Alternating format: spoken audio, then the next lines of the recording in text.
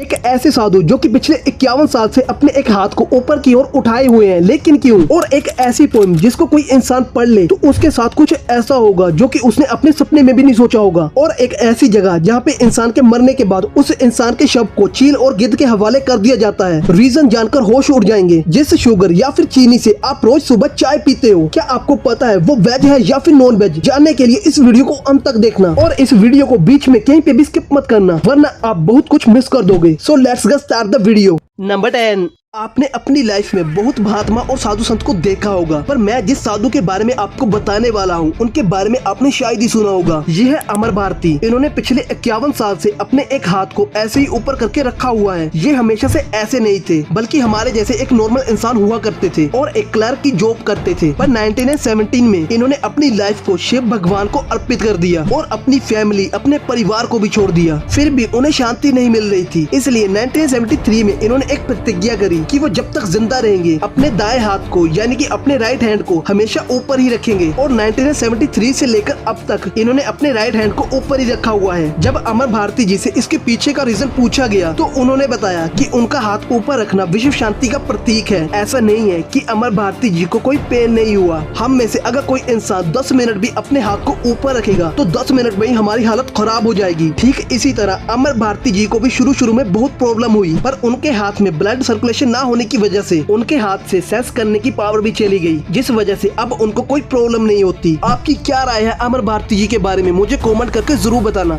Number 9. अगर मैं आपसे पूछूं आप ज्यादा से ज्यादा अपनी सांस को कितनी देर तक रोके रख सकते हो? 1 मिनट या फिर ज्यादा से ज्यादा 2 मिनट। इससे ज्यादा किसी नॉर्मल इंसान के बस की बात नहीं। पर आपको जानकर हैरानी होगी कि इस दुनिया में ऐसे भी लोग हैं जो कि अपनी सांसों को 1 या फिर 2 मिनट नहीं बल्कि पूरे 13 मिनट तक रोक सकते हैं। डरिए मत, ये कोई चमत्कार नहीं बल्कि इनकी हजारों सालों की ट्रेनिंग का रिजल्ट है। इन लोगों के ग्रुप्स को सामा बाजू कहते हैं और ये मलेशिया, इंडोनेशिया और फिलीपींस के पास के समुद्रों में रहते हैं। जी हाँ, समुद्र में। ये अपनी लाइफ का 60% टाइम समुद्र के पानी के अंदर बिताते हैं। ये हजारों सालों से समुद्र के पानी के अंदर रहते आए हैं। इन लोगों के पास ना तो कोई करेंसी है और ना ही किसी देश की नागरिकता। ये सिर्फ मछली खाकर ही अपना गुजारा करते हैं, जिसको पकड़ने के लिए ये 20 मीटर गहरे समुद्र में चले जाते हैं बिना किसी ड्राइविंग सूट के, जो कि किसी भी इंसान के बस की बात नहीं है। बाजू कबीले के बारे में बहुत सी मिस्टीरियस बातें हैं जिनके ऊपर एक डेडिकेटेड वीडियो बन सकती है। अगर आप चाहते हो कि मैं इनके ऊपर एक वीडियो बनाऊं तो मुझे कमेंट करके बताओ। नंबर 8. एशिया के रहने वाले 38 ईयर के बिजनेसमैन सर्गे नोकबने एक दिन अचानक डिलीवरी बॉय की जॉब करने लगे। ऐसा नहीं था कि उनको बिजनेस में कोई लॉस हुआ था, नहीं, बिल्कुल नहीं, बल्कि उनका बिजनेस बिल्कुल सही चल रहा था, जिससे वो सालाना 15 करोड़ कमा रहे थे। एक्चुअली में इसके पीछे की जो सर्गे ने वजह बताई उसको सुनकर आपको बहुत हंसी आएगी। सर्गे का ये कहना था कि वो अपने बिजनेस से बोर हो चुका था और घर बैठे बैठे भी बोर हो रहा था, क्योंकि ये लॉकडाउन का टाइम था और लॉकडाउन में उसको लोगों को खाना खिलाना अच्छा लगता था, जिससे वो डिलीवरी बॉय की जॉब करने लगे। उनको ये डिलीवरी बॉय की जॉब करके एक दिन के 1500 रुपीज मिलते थे।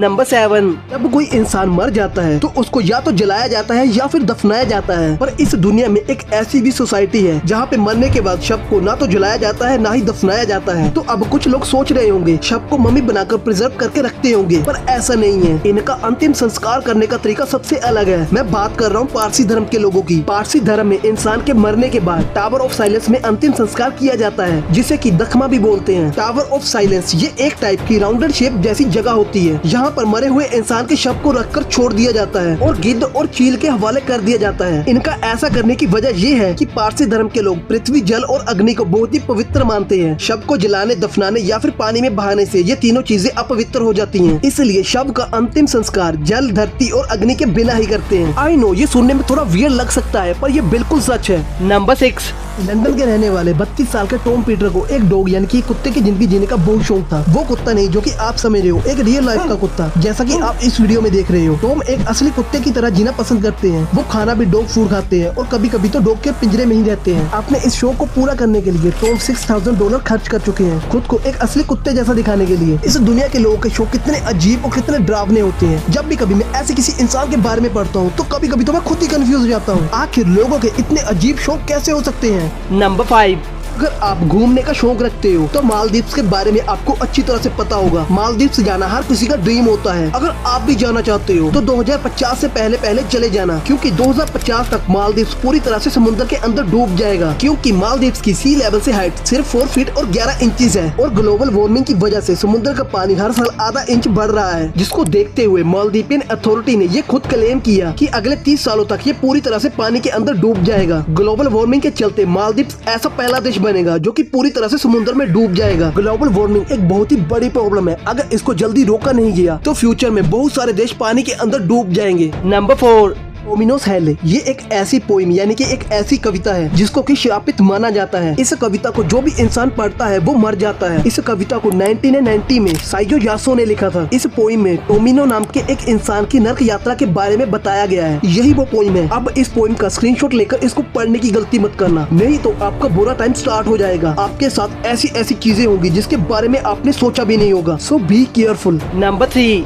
हाल ही में इंटरनेट पे एक वीडियो बहुत ही तेजी से वायरल हो रही है। इस वीडियो में एक इंसान नशे की हालत में साइन बोर्ड के ऊपर पुशअप लगा रहा है। ये इंसान उड़ीसा का है। इसको साइन बोर्ड के ऊपर पुशअप लगाते देख नीचे खड़े लोग इसके ऊपर चिल्ला रहे थे, पर इस इंसान को अपनी जान के साथ साथ इस बात की भी कोई परवाह नहीं। आप क्या कहना चाहोगे इस इंसान के बारे में? नीचे कॉमेंट बॉक्स है, अपनी राय कॉमेंट करके जरूर शेयर करना। नंबर 2, नॉर्थ कोरिया में आए दिन सुसाइड केसेस बढ़ते ही जा रहे थे। लोगों को सुसाइड करने से रोकने के लिए नॉर्थ कोरिया के प्रेसिडेंट किम जोंग उन ने सुसाइड करने पर ही बैन लगा दिया और कहा सुसाइड करने वालों को देशद्रोही माना जाएगा। अगर कोई सुसाइड करने की कोशिश करता है और फेल हो जाता है किसी भी वजह से तो उस इंसान को मौत की सजा दी जाएगी। क्या ये लोग सही है या फिर गलत? आपकी क्या राय है? आप अपनी राय कॉमेंट करके जरूर बताना। नंबर 1, जो लोग नॉन वेज नहीं खाते वो लोग इस बात का बहुत ज्यादा ध्यान रखते हैं कि उनके खाने में गलती से भी कोई ऐसी चीज ना आ जाए जो कि नॉन वेज हो। लेकिन आजकल बहुत सी चीजें ऐसी होती हैं जिन्हें हम समझते तो वेज हैं, पर उनमें कुछ ना कुछ नॉन वेज जरूर मिला होता है। ऐसे में घर में हर दिन इस्तेमाल होने वाली शुगर, जिसको चीनी और शक्कर भी बोलते हैं, क्या कभी सोचा है आप हर रोज जिस चीनी से बनी चाय पीते हो वो नॉन वेज है या फिर वेज? जो लोग नॉन वेजिटेरियन होते हैं उनको तो इस बात से कोई दिक्कत नहीं होगी, पर जो वेजिटेरियन है उनके लिए ये बात जानना बहुत जरूरी है। चीनी जो होती है वो गन्ने से तैयार की जाती है, ये तो हम सभी को पता है। गन्ना तो वेजिटेरियन में आता है तो चीनी भी वेजिटेरियन हुई। कुछ लोग ऐसा ही सोचते हैं, पर ये पूरी तरह सच नहीं है। जब गन्ने से चीनी तैयार की जाती है तो उसका कलर व्हाइट नहीं होता, हल्का ब्राउनिश होता है। चीनी को क्रिस्टलाइज करने के लिए, उसे सफेद और चमकदार बनाने के लिए चीनी में बोन चार का यूज किया जाता है। जिसको नहीं पता कि बोन चार क्या होता है उनको मैं बता दूं कि बोन चार कैटल से यानी कि काव और बुफेलो की हड्डियों से तैयार किया जाता है, क्योंकि कैटल्स की हड्डियों में 3 चीजें पाई जाती हैं: टेरी, कैल्शियम फॉस्फेट, कैल्शियम कार्बोनेट और कार्बन। यही तीनों चीजें चीनी को क्रिस्टलाइज टेक्सचर और सफेद रंग देती हैं। तो हम सभी बचपन से नॉन वेज चीनी खाते आ रहे हैं और हमको पता ही नहीं चला। रुको रुको रुको, ये जिस शुगर के बारे में मैंने अभी आपको बताया वो यूरोप कंट्री में तैयार की जाती है, मगर जो चीनी इंडिया में तैयार की जाती है जिसको हम रोज खाते हैं उसमें बोन चार नहीं मिलाया जाता और वो नॉन वेज नहीं होती, पर ये नॉन वेज से भी ज्यादा खतरनाक होती है। वो कैसे ये भी जान लो, क्योंकि इंडिया में तैयार होने वाली चीनी में बोन चार की जगह पे सल्फर डाइऑक्साइड का इस्तेमाल किया जाता है, जो कि बहुत अनहेल्दी होता है। बोन चार से तैयार होने वाली चीनी नॉन वेज तो होती है पर हेल्दी होती है, मगर सल्फर डाइऑक्साइड से तैयार की गई चीनी वेज तो होती है मगर ह्यूमन बॉडी के लिए बहुत ही अनहेल्दी भी होती है। तो फिर इसका सोल्यूशन क्या है? देखो, कुछ कंपनीज चीनी तैयार करने के लिए बोन चार और सल्फर डाइऑक्साइड की जगह पे कोकोनट वुड और कोयले की राख का यूज करते हैं, जो कि वेज कैटेगरी में आता है और बॉडी के लिए भी बहुत हेल्दी होती है। पर ये चीनी, नॉर्मल चीनी जो आप खाते हो उससे काफी महंगी होती है। अगर आप अफोर्ड कर सकते हो तो ऑनलाइन ई-कॉमर्स वेबसाइट से ऑर्डर करके अपने घर मंगवा सकते हो, अगर नहीं तो चीनी को जितना हो सके उतना अवॉइड करें। सो आई होप अब आपको शुगर के बारे में सब समझ आ गया होगा। ये जानकारी सब तक पहुंचाने के लिए इस वीडियो को ज्यादा से ज्यादा शेयर करें ताकि सबको पता चल सके और सब अवेयर हो सके।